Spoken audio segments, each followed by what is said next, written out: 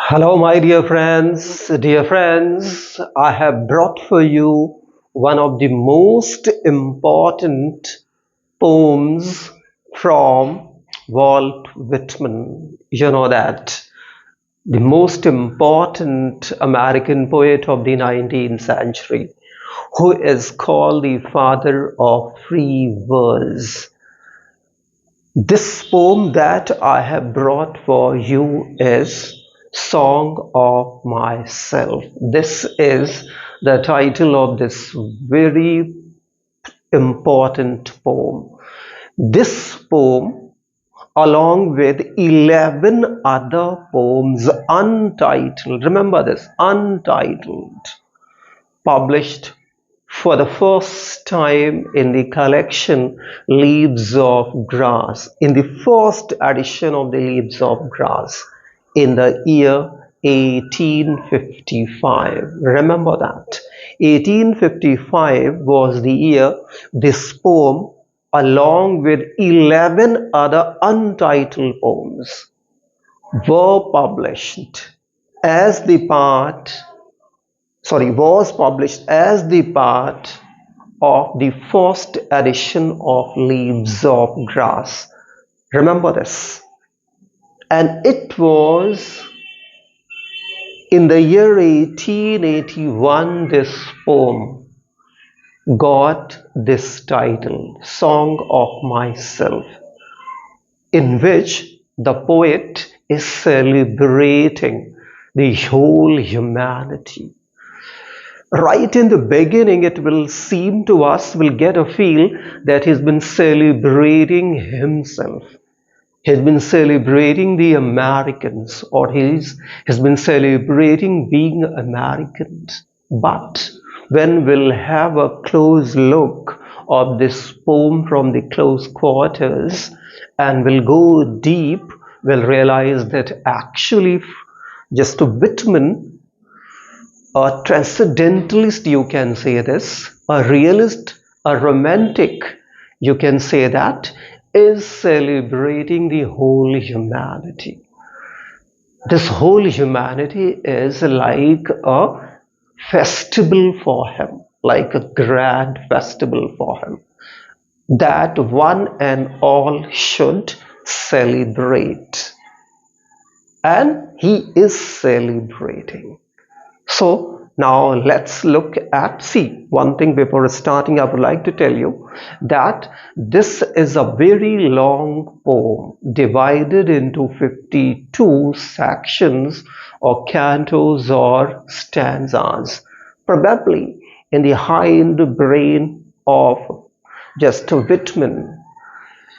He may have that figure of 52 weeks in a year. Bearing in mind that thing, just maybe he may have divided this poem in 52 sections, but in most of the colleges the first section of the poem is prescribed. Why? Because the first section of this very poem is beautiful. So I have brought for you the first section. I'm not going to cover all 52 sections. Why? Because it will become tiresome and boring. So I have brought for you the first section of the poem. So just as Whitman is celebrating the humanity, now let's celebrate the humanity with him. I celebrate myself and sing myself. So he says that I am celebrating myself, means my individuality, my being, and sing of myself. And what I assume, think, or believe, he says, you shall believe. It means as if he's been ordering us, or he's ordering us that the way I think, the way I perceive, you will persevere, you shall persevere. See, emphasis. Why? Because he uses shall with you. That means great emphasis he is shifting. For every atom, that small particle, every atom belonging to me as good belongs to you. He says, why? Because if my body is made of billions small atom, billion small particles, in the same manner the body of one and all made of tiny billions of atoms. So see, how does he identify himself with the whole humanity? And this identification actually makes the poem universal. You see that. I loaf and invite my loaf, wander, loiter, just roam, and invite his soul. Tries to establish a kind of a communication, a kind of a communion with the soul. I lean, bend, loaf, wander at his age, means at my age, means as per my comfort. Observe means watch in a careful manner. A spear of summer grass, a beautiful example of, you can say, metaphor. Why? Because here is comparing the sharp pointed upper part of the leaf of the grass to a weapon, that is spear. And he says that I wander and bend at my ease and have a close look of that upper part of the leaf of the grass that is sharp like this spear. My tongue and every atom of my blood, atom here, every drop, formed from this soil, this air. He says that just as this my whole body is made from the element available in the air of America, in the same manner, one and all my countrymen are made from the elements of the soil of the country, that is America. It means, to some extent, you can say that he's paying a kind of a tribute to his motherland, to his own country. He's paying the tribute to that air he breathes.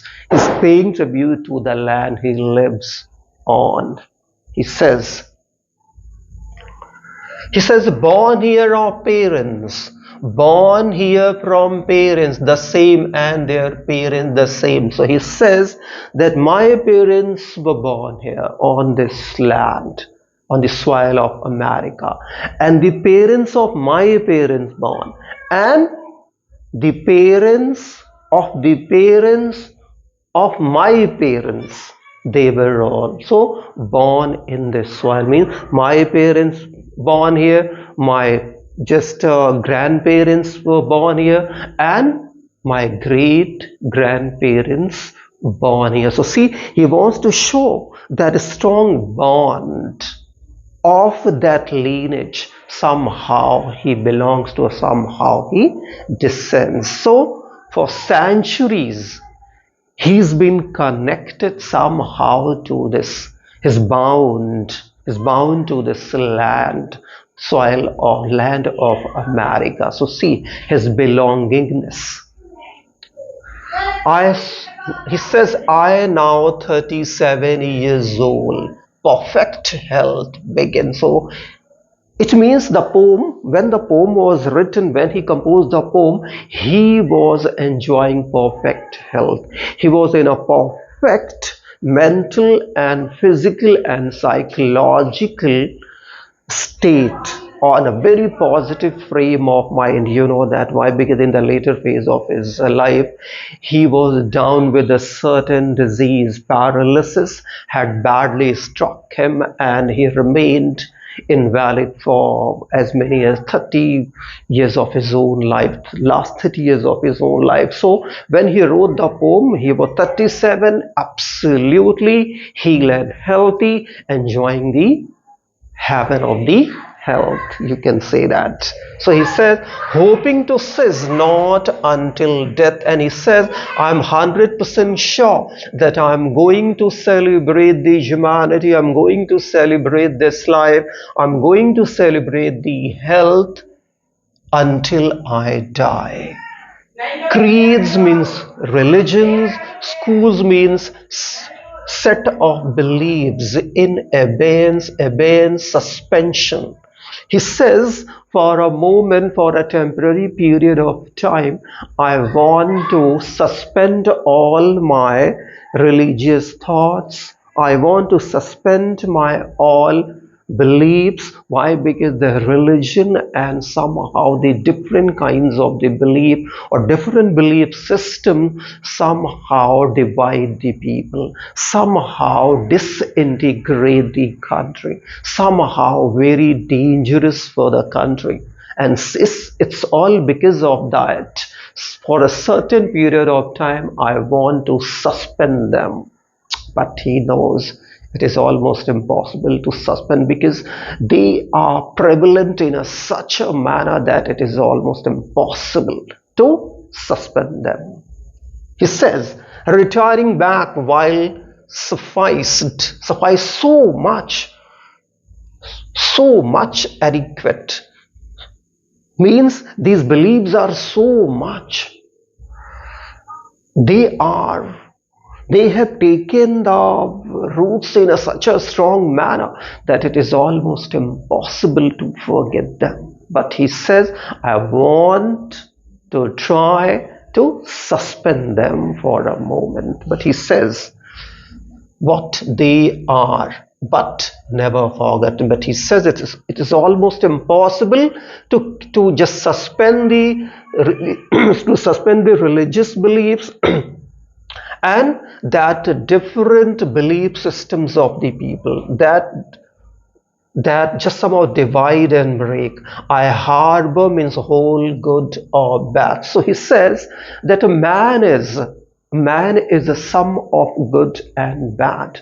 How can one say that one is perfectly good, perfectly all right? No, we are the sum of good and bad. In the same manner, I am the sum of good and bad, means all the people of this world have something good in them and something bad in them at the same time. I permit to speak at every hazard, danger, and he says that he has the ultimate freedom to speak of all the dangers, all the difficulties, and by saying so, he is showing his liberty and freedom. And somehow that nature has given. Nature without check, without control, with original energy. And nature has given that what strength, that energy to him to speak about all the dangers, to speak about everything. It is the nature that has given him that heaven of health that he's been enjoying. So by and large, we can say that the poem is all about the idea of self, and how just here in this poem, the speaker of the poem is trying to identify himself with the different elements of the nature that he shows. Why? Because I told you that the poet was a realist, the poet was a romantic, the poet was a transcendentalist. Thank you, my dear friends, for watching this video of mine. I hope this explanation of mine of the first section of the poem will help you understand this first section. Even if you find some complications, do let me know.